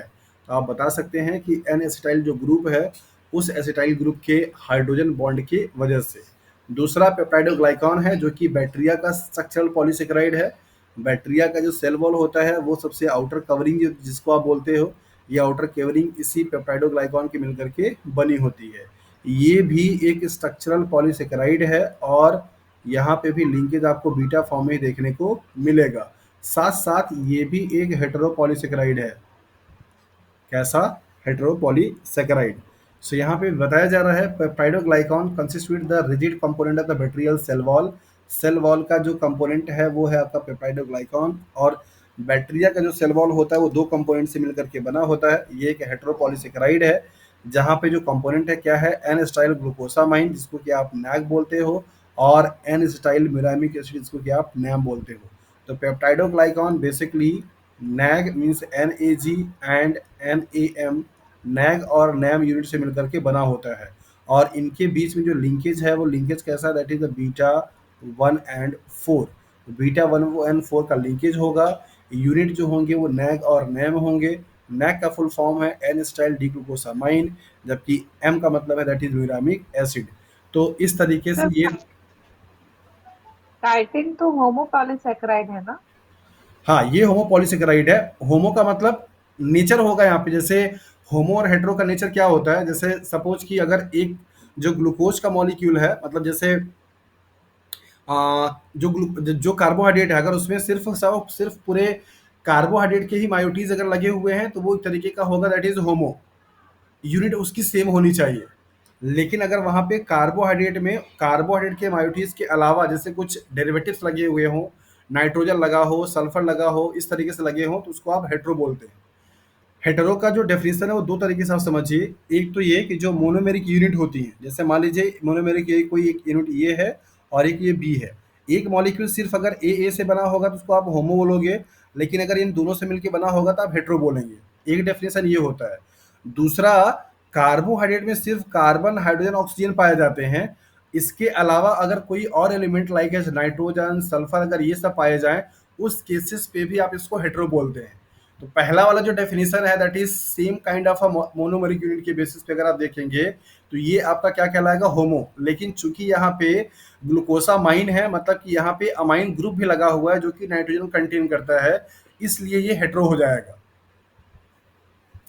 ठीक है, तो अगर रेसिड्यूज के बेसिस पे देखेंगे तो ये एक होमो का एग्जांपल है, लेकिन उनके कंस्टिट्यूएंट्स के बेसिस पे देखेंगे तो हेट्रो का एग्जांपल है। मोस्ट ऑफ द केसेस में जो क्लासिफिकेशंस किए जाते हैं वो ग्रुप के बेसिस पे, ये वाले नहीं। इसके बेसिस पे अगर आप देखेंगे तो ये आपका होमो होगा, इसके बेसिस पे देखेंगे तो ये हेट्रो होगा। ठीक है, जैसे यहाँ पे देखिए, नेटवर्क इश्यू ये मेरे देखिए, साइड से हो रहा है, मुझे तो नेटवर्क सर इश्यू अभी हो रहा है सर, मेरी तरफ से हो रहा है। नेटवर्क का इशू, आवाज बीच बीच में कट, आवाज नहीं आ मेरी रही है तरफ क्या? से हो रहा है क्या? आ रही है लेकिन कट रही है बीच में। आपकी तरफ से है कि मेरी तरफ से है? मेरे ख्याल से यहाँ की आवाज तो ठीक जा रही है, आप बाकी लोग बताइए। सर आवाज तो सही से आ रहा है। यस सर, आवाज सही आ रही है। अच्छा, ओके। मुझे भी कट की आवाज आ रही थी, आपकी तरफ से ही लग रहा था। आई डोंट नो, यहाँ तो नेटवर्क का प्रॉब्लम नहीं है, बट एनीवे अभी मैं फिर से रिपीट कर दे रहा हूँ। मैं आपको बता रहा था कि काइटिन को लेकर के, कि काइटिन चूंकि एक सिंगल मॉलिक्यूल से मिलकर के बना हुआ है, that is an style D glucosamine से, यहाँ पे कोई दूसरा मॉलिक्यूल नहीं है। उसके बेसिस पे अगर आप देखेंगे तो ये एक होमो का एग्जाम्पल होगा। मैं आपको होमो और हेट्रो का क्लासिफिकेशन बता रहा था किस बेसिस पे करेंगे। पहला होता है मोनोमर यूनिट के बेसिस पे, राइट। मतलब कि अगर कोई पॉलीसेकेराइड का मॉलिक्यूल सिर्फ एक टाइप के मोनोमर से मिलके बना होगा तो आप उसको क्या बोलोगे, होमो बोलोगे। अगर एक से ज्यादा से मिलके बना होगा तो हेट्रो। जैसे लाइक यहाँ पे आप देखिए, यहाँ पे आपके दो मॉलिक्यूल्स हैं, तो ये एग्जांपल किसका हो गया, हेट्रो का हो गया। इसको मैंने हेट्रो क्यों बोला, उसकी पीछे जस्टिफिकेशन आप सुन लीजिए। कार्बोहाइड्रेट पूरी तरीके से सिर्फ तीन एलिमेंट से मिलकर बनता है, कार्बन, हाइड्रोजन, ऑक्सीजन। जब इन तीन एलिमेंट के अलावा दूसरा कोई एलिमेंट उसमें आ जाना शुरू हो जाए, लाइक ऐसे नाइट्रोजन है, सल्फर है या फास्फोरस है, इस तरीके के एलिमेंट अगर आ जाएं तो उस केस में भी आप इसको हेट्रो बोलते हैं। तो इस केमिकल कंस्टिट्यूएंट्स के बेसिस पे अगर आप देखेंगे तो ये काइटिन क्या है, हेट्रो है। जबकि मोनोमेरिक यूनिट के बेस पे अगर आप देखेंगे तो क्या है आपका, ये होमो है। ठीक है, तो मैंने दोनों ही आपको चीज बता दिया। अगर आपके एग्जाम में नॉर्मली सिर्फ ये पूछता है कि काइटिन इज ए होमोपॉलीसेकेराइड या हेमोपॉलीसेकेराइड, तो आप वहाँ पे होमोपॉलीसेकेराइड लगा करके आइएगा। लेकिन अगर आपको ग्रुप के बेसिस से पूछता है हेट्रो है या होमो है, तो आप वहाँ पे हेट्रो लगा कर आइएगा। जैसा क्वेश्चन का डिमांड रहे उस तरीके का आप वहाँ पे आंसर लगाइएगा। नॉर्मली यहाँ पे आप इसको लिख लीजिए, जिस तरीके से क्लासिफिकेशन किया जाता है तो ये आपका है होमोपॉलीसेकेराइड। लेकिन जब आप इसको हेट्रो लिखिएगा तो यहाँ पे ब्रैकेट में इसको मेंशन कर लीजिए, based on chemical constituents, chemical constituents. ठीक है, अभी क्लियर हो जाता? यस सर, यस सर, हाँ, अभी डाउट क्लियर है? Yes sir. ओके, तो जहां कहीं भी काइटिन उसको ब्रैकेट में ऐसे लिख लीजिएगा। नॉर्मली होमोपॉलीसेकेराइड, हेट्रोपॉलीसेकेराइड्स के ब्रैकेट में लिख लीजिएगा based on chemical constituents like S other than carbon, hydrogen, oxygen. यहाँ पे अमाइन ग्रुप है, दैट मीन्स ये नाइट्रोजन को कंटेन करता है, राइट। इसकी वजह से ये हेट्रो हो जाएगा। ओके, सो आते हैं अपने टॉपिक पे, दैट इज पेप्टाइडोग्लाइकॉन पे, जो कि बात कर रहे थे हम लोग यहाँ पे कि ये बैक्टीरिया के सेल वॉल का कंपोनेंट होता है, जहाँ पे दो मायोटीज हैं, नैग और नैम। और इस नैग और नैम में जो लिंकेज है बीटा 1 and 4 का होता है। Okay, so the linear polysaccharide chains are cross linked by the short polypeptide that is to N acetyl muramic acid. Means आपको बताया जा रहा है कि ये जो नैग और नैम की यूनिट होती हैं, लाइक मान लीजिए पूरे नैम है और ये पूरा आपका नैग है, तो इनके बीच में क्या होता है, यहाँ पे क्रॉस लिंकेज होती है। ये क्रॉस लिंकेज के लिए छोटे छोटे 8 से 10 पेप्टाइड अमीनो एसिड्स के पेप्टाइड आते हैं, जिनको कि आप शॉर्ट पेप्टाइड के नाम से जानते हैं। फिगर अगर होगा तो ज़्यादा क्लियर हो जाएगा, मैं आपको बना के समझा दे रहा हूँ। ये है आपका मान लीजिए नैग और ये है आपके नैम। इन दोनों में क्या होता है, ये इनके लीनियर चेन होते हैं और इन लीनियर चेन में आपस में क्या होता है, क्रॉस लिंकेज होती है इस तरीके से। तो ये जो क्रॉस लिंकेज है, इस क्रॉस लिंकेज को बनाने के लिए अमीनो एसिड्स आते हैं, जिनको कि आप शॉर्ट पेप्टाइड के नाम से जानते हैं। मतलब कि लगभग 8 से 10 अमीनो एसिड यहाँ पे जुड़ा हुआ होता है।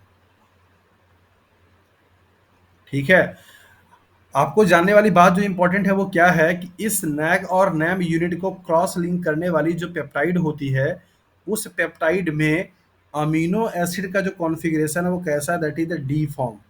कैसा है, डी फॉर्म। इसको स्टार लगाइए और नोट कीजिए।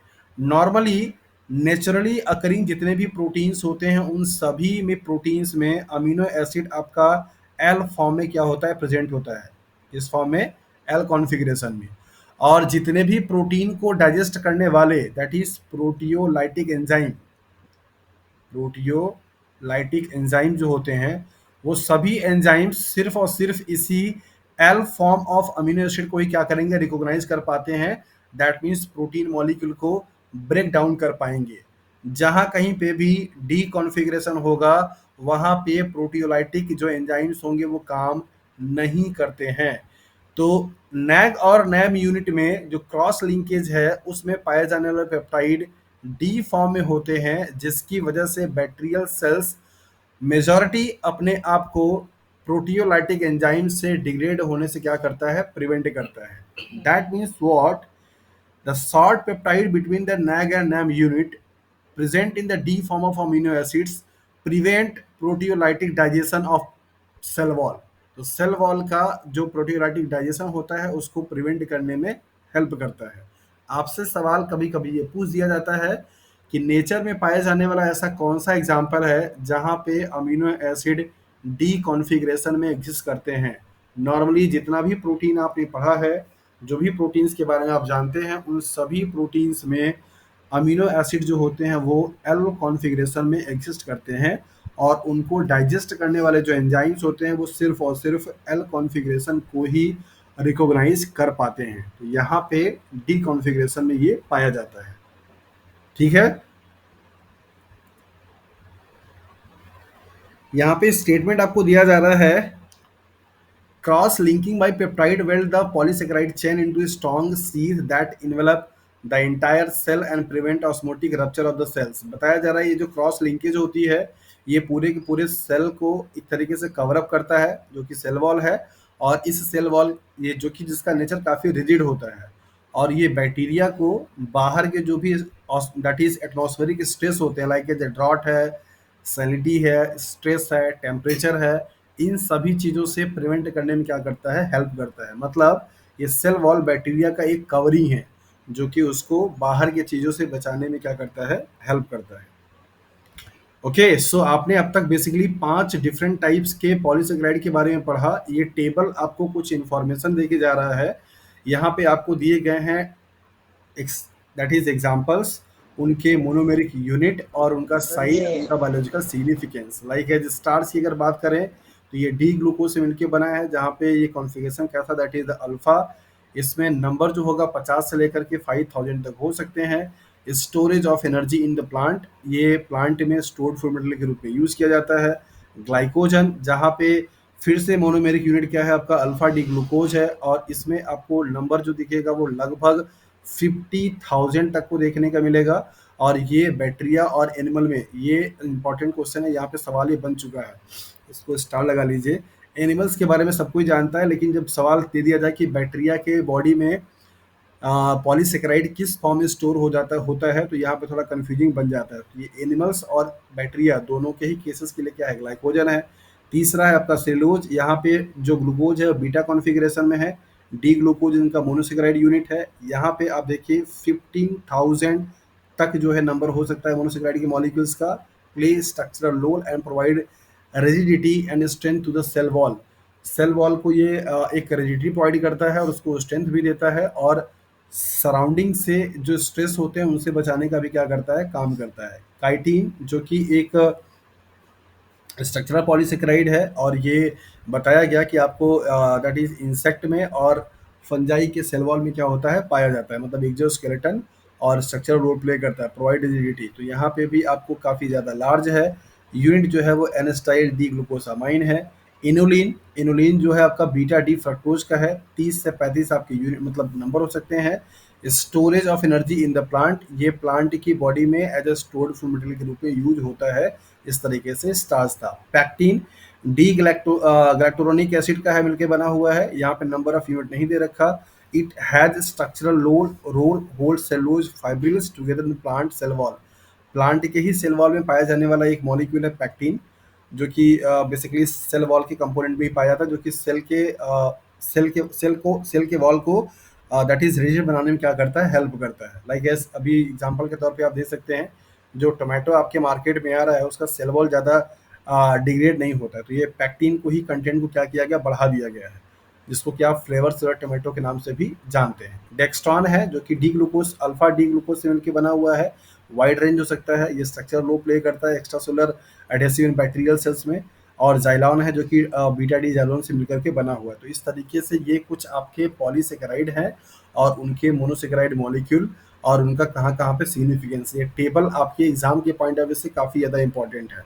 जो कॉमन था वो सारा चीज़ आपको यहाँ पे डिस्कस कर दिया, जो नहीं था उनके एग्जाम्पल आपको यहाँ पे दे दिए गए। सो इस तरीके से हमारा कार्बोहाइड्रेट का जो दैट इज पोर्शन था वो पूरी तरीके से फिनिश हुआ। कार्बोहाइड्रेट में आपने पढ़ा monosaccharide molecule, disaccharide molecule, polysaccharide molecule, उनकी प्रॉपर्टी, ऑप्टिकल एक्टिविटी किस तरीके से आप देख सकते हैं, कॉन्फ़िगरेशन क्या होता है, स्ट्रक्चर लीनियर कैसा होता है और रिंग कैसा होगा, डी फॉर्म कैसा है, एल फॉर्म कैसा है, ईपीमर, एनोमर, एंसियोमर, ये सब कुछ आपने बेसिक जो फंडामेंटल प्रॉपर्टी थी कार्बोहाइड्रेट की वो सब कुछ आपने कवर कर लिया। सो नाउ अब आप उस कंडीशन में आ चुके हैं कि कार्बोहाइड्रेट से दिए गए सवाल को आसानी से सॉल्व कर सकते हैं। सॉल्व अगर नहीं कर पा रहे हैं दैट मीन्स कि आप ठीक तरीके से रिवीजन नहीं कर रहे हैं या ठीक तरीके से आपकी तैयारी नहीं चल रही है। तो अब आपकी रिस्पॉन्सिबिलिटी बनती है कि उन दिए गए कंटेंट को ठीक तरीके से रिवाइज कीजिए, ठीक तरीके से अपने माइंड में कॉन्सेप्ट को अच्छे तरीके से कंडेंस कीजिए, जहाँ कहीं पे प्रॉब्लम होती है उसको आप पूछ लीजिए। फंक्शंस कार्बोहाइड्रेट का बहुत ही डाइवर्स है, तो फंक्शंस को लेकर के यहाँ पे हेडिंग समराइज किया जा रहा है कि स्ट्रक्चरल कंपोनेंट हो सकता है।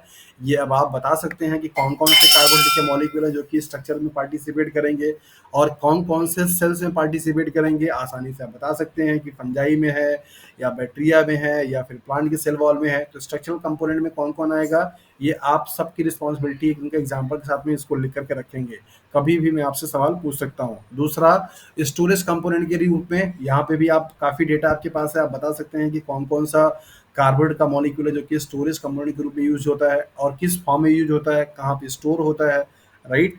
इसके बाद है सिग्नलिंग मॉलिक्यूल, बहुत सारे कार्बोहाइड्रेट के मॉलिक्यूल हैं जो कि एज अ सिग्नलिंग के रूप में काम करते हैं। ये आपको और अच्छे तरीके से क्लियर हो जाएगा जब आपको मैं पढ़ाऊंगा सेल सिग्नलिंग का प्रोसेस। वहाँ पर आपको पता चलेगा कि डैग मॉलिक्यूल जो होता है वो तरीके का कार्बोहाइड्रेट का ही डेरिवेटिव्स होता है और ये सिग्नलिंग मॉलिक्यूल के रूप में भी काम करता है। मतलब कि एक सेल से दूसरे सेल्स के बीच में कम्युनिकेशन होने के लिए जिस किसी मॉलिक्यूल्स की रिक्वायरमेंट होती है उसे आप बोलते हैं सिग्नल मॉलिक्यूल। और ये सिग्नल मॉलिक्यूल जो होते हैं वो कार्बोहाइड्रेट नेचर के हो सकते हैं, आयंस हो सकते हैं, हार्मोन्स हो सकते हैं या प्रोटीन हो सकते हैं। तो यहाँ पे आपको सिग्नलिंग मॉलिक्यूल के रूप में भी कार्बोहाइड्रेट देखने को मिलता है।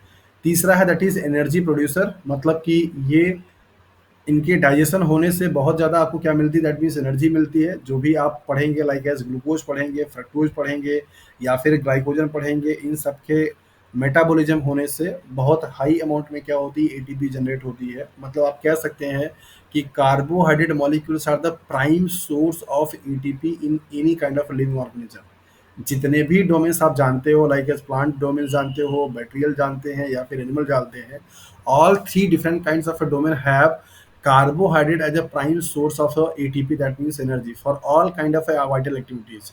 जितनी भी वाइटल एक्टिविटीज लिविंग सेल्स में चलती हैं, उन सभी लिविंग सिस्टम्स में वाइटल एक्टिविटी को परफॉर्म करने के लिए जो एनर्जी है वो एटीपी के फॉर्म में क्या होती है, ज़रूरत होती है। और इस एटीपी का अल्टीमेटली जो सोर्स है वो क्या है, दैट इज द कार्बोहाइड्रेट। आगे के सेक्शन में आप पढ़ेंगे कि जब कार्बोहाइड्रेट का मेटाबॉलिज्म होगा, लाइक एज ग्लाइकोलाइसिस चलेगी, टीसीए साइकिल चलेगा, इलेक्ट्रॉन ट्रांसपोर्ट सिस्टम चलेगा, इन सभी से आप देख पाएंगे कि एक ग्लूकोज के सिंपल मॉलिक्यूल्स से लगभग आपको 32 एटीपी या पुराने हिसाब से 36 एटीपी जनरेट होती है। और ये एटीपी आपकी बॉडी में अलग अलग फंक्शन में क्या करती है, परफॉर्म करती है। तो इन सारे स्टेटमेंट को आप अपने अकॉर्डिंगली भी जस्टिफाई कर सकते हैं with examples and with statements. So these are the functions of carbohydrate. So summarize यहाँ पे मैंने कर दिया है इस तरीके से, लेकिन आप इसको और ब्रॉडर सेंस में समझ सकते हैं कि क्या क्या फंक्शन इसके हो सकते हैं, एनर्जी के फॉर्म में, स्टोरेज के फॉर्म में, स्ट्रक्चर के फॉर्म में, या फिर सिग्नलिंग मॉलिक्यूल के फॉर्म में। सो यहाँ पे हमारा कार्बोहाइड्रेट का जो टॉपिक था वो पूरी तरीके से फिनिश होता है। नेक्स्ट जो टॉपिक हम लोग पढ़ने वाले हैं दैट इज द प्रोटीन के बारे में, और ये प्रोटीन क्या है, किस तरीके से इसका स्ट्रक्चर है, कौन कौन से यहाँ पे केमिकल बॉन्ड पाए जाते हैं, प्रोटीन का क्या क्या डिफरेंट टाइप्स का लेवल है, ये सब कुछ आगे क्लासेस में हम लोग क्या करेंगे, डिस्कस करेंगे। ठीक है, हाँ जी। Yes sir. So next class में हम लोग प्रोटीन के बारे में डिस्कस करेंगे। बेहतर होगा कि आप लोग थोड़ा उसको पढ़ करके आइए, तो ज़्यादा अच्छे तरीके से समझ में आएगा और चीज़ें ज़्यादा अच्छे से क्लियर हो पाएंगी। एंड अगर आप में से जो लोग भी थोड़ा पीछे लेट से क्लास को ज्वाइन किए हैं, पुराने वीडियो सब ग्रुप में आपको शेयर हैं, और उन वीडियोस को आप देख लीजिए। किसी को भी कहीं पे भी पूरे कार्बोहाइड्रेट या अब तक की क्लासेस में कुछ डाउट है तो कल थोड़ा सा टाइम से पहले जुड़िए। आप सभी लोगों से मेरा रिक्वेस्ट है कि प्लीज़ बीच में आप क्लास को ज्वाइन मत कीजिए। 10 मिनट पहले ही आपको, आधे 1 घंटे पहले मैं लिंक दे देता हूँ, आप 7:55 पे लॉगिन कर जाइए ताकि आपकी बातें भी हो जाएँ और टाइमली क्लास भी रन कर जाए। बीच में जब आप इंटरप्ट करते हैं तो उससे डिस्टर्बेंस होती है। ठीक है? सर मुझे ना सेलुलोज का एक बार स्ट्रक्चर दिखा देंगे? उसमें बीटा 1,4 लिंकेज है, तो बीटा तो OH ऊपर होना चाहिए ना उसमें तो। ओके, सेलु ये पीडीएफ आपके पास है सुजाता, सबके पास है? हाँ सर वो मुझे बस डी ये फॉर्म आप पेप्टिडोग्लाइकन को बता रही थी, तो सर डी फॉर्म पे मतलब कोई भी प्रोटीओलाइटिक एंजाइम वर्क नहीं करता है अमाइनो एसिड के? जी, डी फॉर्म जो होता है अमाइनो एसिड्स का, ये प्रोटीओलाइटिक क्लीवेज से बचाने में हेल्प करता है। तो सर फिर वो बैक्टीरिया की मतलब लाइसिस जो हो जाती है सेल वॉल की, फिर वो किसकी हेल्प से? Very good. बैक्टीरिया का जो सेल का जो लाइसिस होता है, जिसके लिए आपके पास जो एंजाइम है, ऐसे मान लीजिए ये लाइसिस। हाँ, वो लाइसोजाइम। हाँ जी, लाइसोजाइम। लाइसोजाइम जो एंजाइम होता है, ये मान लीजिए पूरा बैक्टीरिया का स्ट्रक्चर है। यहाँ पे नैग और नैम इस तरीके से हैं, और ये इनके बीच में क्या है, क्रॉस लिंकेज है। ठीक है?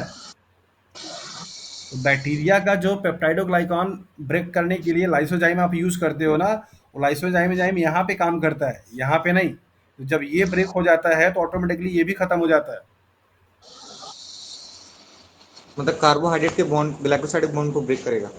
जी हाँ, लाइसोजाइम जो एंजाइम्स होते हैं वो सभी आपके बीटा 1 एंड 4 लिंकेज को ब्रेक करते हैं, जो कि इस नैग और नैम में पाए जाते हैं, ना कि इस पेप्टाइड को। चलिए आते हैं सुजाता के सवाल पे। मेरे ख्याल से कहाँ पे था?